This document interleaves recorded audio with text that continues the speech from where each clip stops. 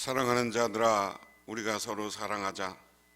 사랑은 하나님께 속한 것이니 사랑하는 자마다 하나님으로부터 나서 하나님을 알고 사랑하지 아니하는 자는 하나님을 알지 못하나니 이는 하나님은 사랑이심이라.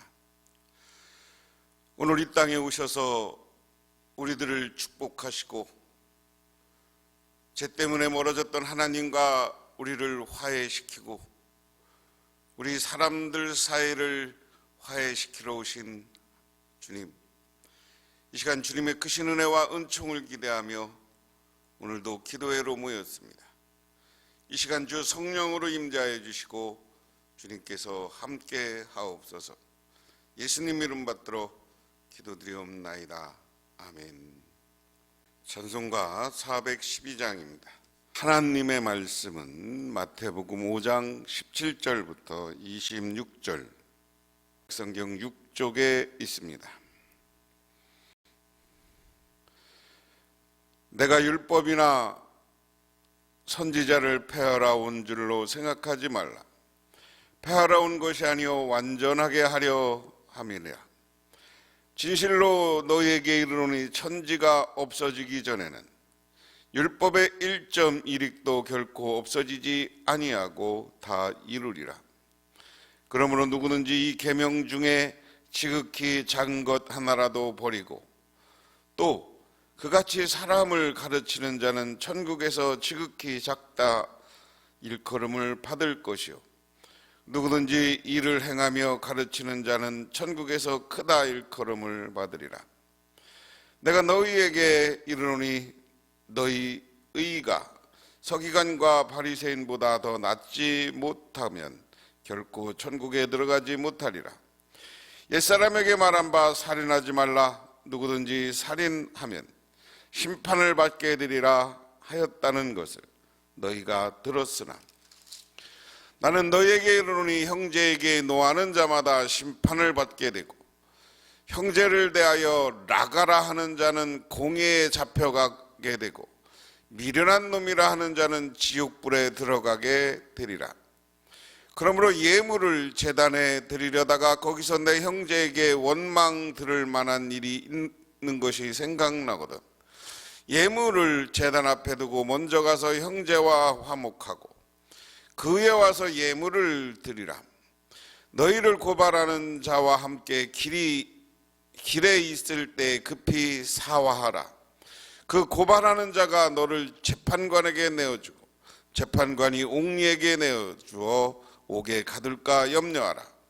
진실로 이르노니 내가 한 푼이라도 남김없이 다 갚기 전에는 결코 거기서 나오지 못하리라. 아멘. 우리가 마태복음 5장부터 8장까지를 산상수훈 그리고 황금률 이렇게 제목을 붙여 이야기합니다. 산상수훈이라는 말은 산에서 우리들에게 신앙의 길, 아니 인생 삶의 길을 하나님이 예수님이 가르쳐 주셨다. 그런데 그 예수님이 가르쳐준 여러 가지 오늘 5장, 6장에는 우리가 육반제라고도 하는데요. 6가지를 통해서 우리가 어떻게 율법을 더 강화시킨 것도 있고 또 율법에 대한 그것을 좀 약화시킨 것도 있다. 그래서 우리가 율법에 대한 6가지 율법에 대한 반제다. 그렇게 이야기합니다. 왜 6가지 율법입니까? 흔히 우리가 10계명인데 1계명부터 4계명까지를 뭐라고 그래요?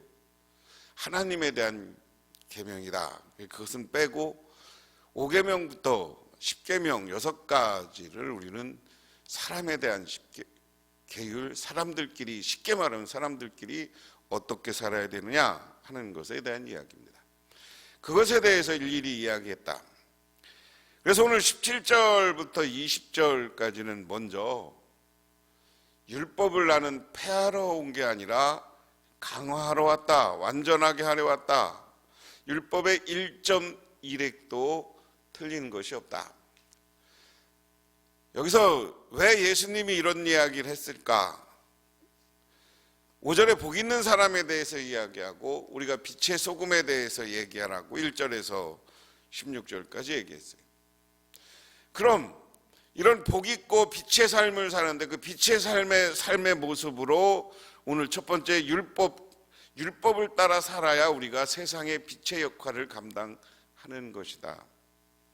세상의 빛과 소금의 역할을 감당하기 위해서는 그러면 성경에서 이야기한 사람의 6가지 율법, 사람들끼리 어떻게 살아야 되느냐 하는 것에 대한 분명한 입장이 필요하다.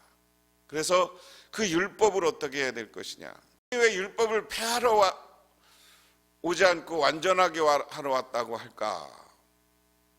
반대로 얘기하면 그 당시에 새로운 지도자들이 율법을 재해석하거나 율법이 사람들로 하여금 오히려 자유롭지 못하고 율법이 사람을 억압하는, 사람의 편의와 사람이 살아가는 원리를 위해서 만든 서로 간의 약속이 율법인데, 이 약속이 그것을 하나님이 줘서 이렇게 살아라고 한 것이 율법인데, 그 약속이 하나님의 말씀이라는 이유로 오히려 사람들을 힘들게 만드는 거예요. 점점 이스라엘 율법이 맨 처음에는 10계명을 줬습니다만 점점 율법이 많아지고 나중에는 밥 먹는 각도, 손 씻는 각도까지 율법이 정하니까 사람이 율법 때문에 숨 막히는 거예요. 그래서 그 율법이 없어졌으면 하는 사람들이 있던 거고, 그 당시 많은 사람들이 율법을 어기고 사는 사람들이 너무 많으니까 이것을 감해 주길 바라는 사람들이 있었다. 근데 예수님은 그러려고 온 것이 아니라 율법을 완전하게 하려고 왔다.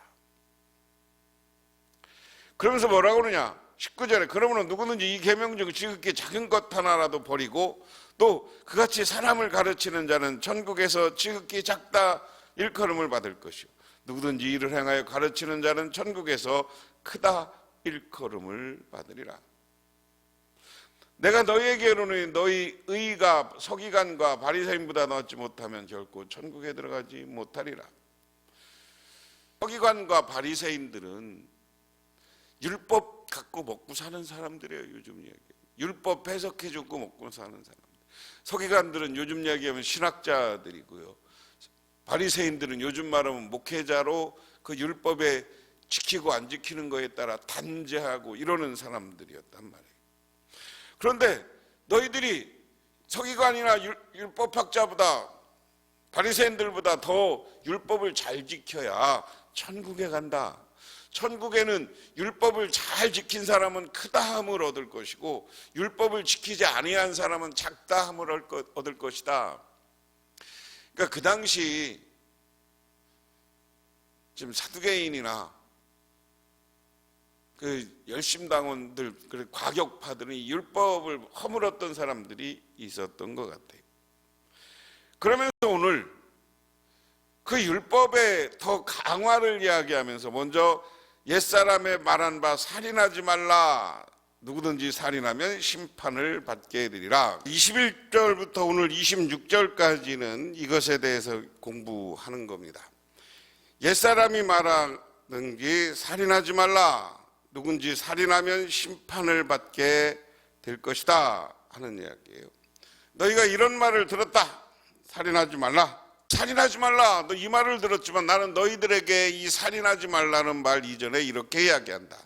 나는 너희에게 이르노니 형제에게 노하는 자마다 심판을 받게 되고 형제에 대해서 나가라 하는 자는 공회에 잡혀가게 되고 미련한 놈이라고 하는 자는 지옥불에 들어가게 되리라.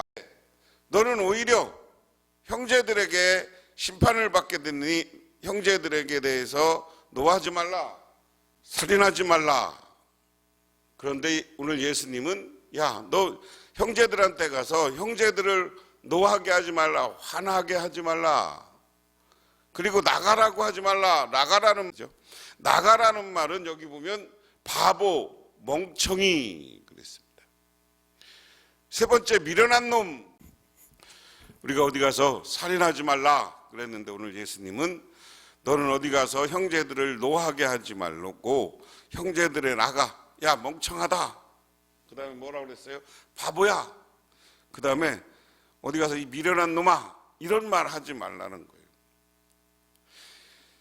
살인이라는 것을 계획적으로 살인하기도 하지만 많은 살인이 어떻게 해서 벌어지는 거예요? 욱하는 마음에 화가 나서 걸려요. 그런데 여러분, 사람들이 서로 살다가 야, 너 멍청해. 이 미련한 놈아. 그 다음에 뭐라고 하는 거예요? 그러면서 약 올리고 화나게 하면 거기서 욱하는 마음에 살인할 수도 있다는 거예요. 그렇기 때문에 아예 오늘 예수님은 야, 너 살인하지 말라라는 말하기 전에, 살인하기 전에 상대방을 자극하는 말, 화나게 하는 말, 욱하게 하는 말, 상대방을 무시하는 말, 이런 말 하지 말라는 거예요. 요즘은 여러 가지 우리나라 살인사건이 보도되면서 너 왜 죽였니? 그러면 많은 사람들이 나를 무시해서, 나를 화나게 해서, 욱해서 죽였다. 이런 기사들이 많이 나와요.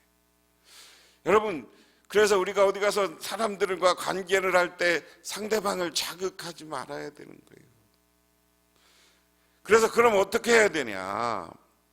자극하지 않기 위해서는 23절에 그러므로 예물을 제단에 드리려다가 형제에게 원망하는 만한 일이 있는 것이 생각나거든 예물을 제단에 두고 먼저 가서 형제와 화목하고 그 후에 와서 예물을 드리라. 뭐냐면 하나님 앞에 교회 와서 예배 드리려고 하는데 누구랑 내가 아직 안 풀고 상대방을 화나게 하고 상대방이 여러 가지로 나에게 원망할 일이 있게 하거든. 그거 가서 먼저 풀고 와라. 교회 와서 헌금을 드리려고 예배를 드리려고 왔는데 예배 드리려고 하는데 누구랑 지금 싸운 게 생각나. 누구랑 어떻게 한 게 생각나. 이 모든 것이 화해하지 않으면, 풀지 않으면, 아까 얘기하면 잘못하면 살인이라는 것과 연관될 수 있기 때문에 먼저 가서 화목하라, 미안하다고 하고요. 그 다음에는 뭐냐, 25절에 너를 고발하는 자와 함께 있을 때에 급히 사화하라. 고발하는 자가 너를 재판관에게 내어주고 재판관이 우리에게 내어주어 오개가들과 염려하노라. 어떻게 하다 보니까 사람들하고 다툼이 생겨서 다른 사람이 나를 고발했어.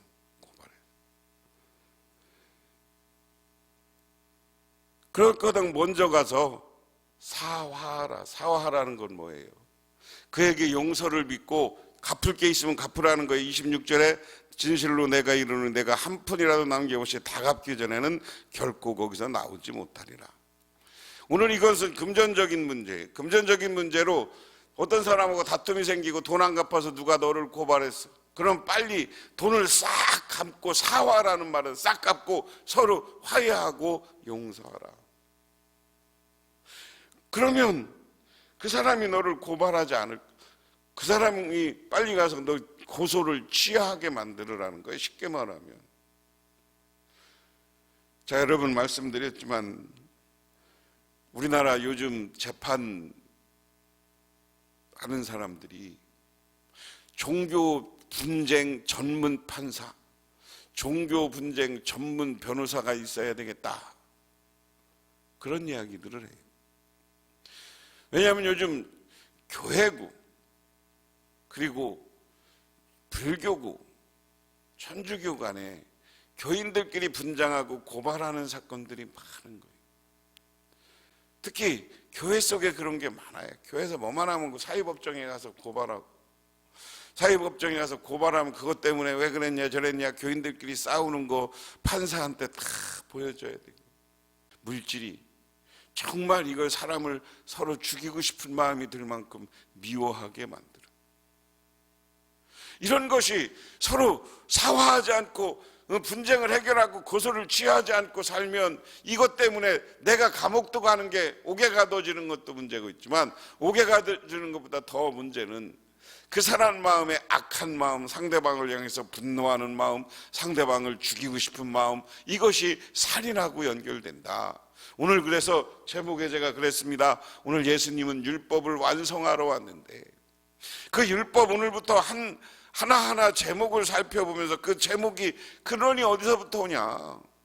살인이라는 것은 우리가 서로 싸우고 다투고 상대방을 무시하고, 그리고 돈을 안 갚고, 그리고 내가 잘못했음에도 불구하고 용서를 빌지 않고, 이러한 모든 것 때문에 상대방의 마음이, 내 마음이 화가 나는 거예요. 화가 나면 상대방을 죽이고 싶다는 마음이 드는 거예요. 잘못하면 이 마음 때문에 상대방을 죽일 수 있기 때문에 오늘 예수님은, 야, 내가 율법을 오늘 완성하러 왔다. 근데 율법을 완성하러 왔는데 제일 중요한 건 살인하지 말라는 이 규정이 아니라, 너는 살인에 이르게 하는 근원적인 인간관계에 있어서 다툼과 서로 시기와 분노를 다 서로 사과하고 화해하고 사화하고 서로 용서해서 서로 화평케 될 때 살인이라는 범죄가 일어나지 않는다. 그러므로 우리도 상대방을 역설적으로 하면 상대방을 화나게 하면 그게 상대방을 살인하게 만드는 거니까 우리도 상대방을 화나게 하지 말라는 거예요. 그래서 서로 화해하고 오늘 예수님처럼 서로 사랑하고 살아서, 우리가 서로 죽이고 살리는 문제가 아니라 서로를 돕고 서로를 인정하고 서로를 사랑해서 행복한 교인들 관계, 행복한 가족 관계, 사랑이 넘치는 가족 관계, 화해가 가득 차, 화평이 가득 차 있는 인간관계를 만들어 가시기를 주님의 이름으로 축원합니다. 기도하겠습니다. 하나님, 이 시간 저희들 율법을 주님은 완성하러 오셨다고 했습니다. 그런데 율법을 완성하러 오신 주님이 우리들에게 서로 화해하고 용서해라, 그래서 분노하는 마음, 미워하는 마음 때문에 살인하지 않게 하라고 가르쳐 주셨습니다. 오늘 말씀을 기억하고 서로를 용서하고 내가 먼저 용서를 청하고 화해를 청하는 그런 관계, 사람이 삶을 살아서 우리의 삶이 행복하고 화평하고 사랑이 넘치게 하옵소서. 예수님 이름 받들어 기도드리옵나이다.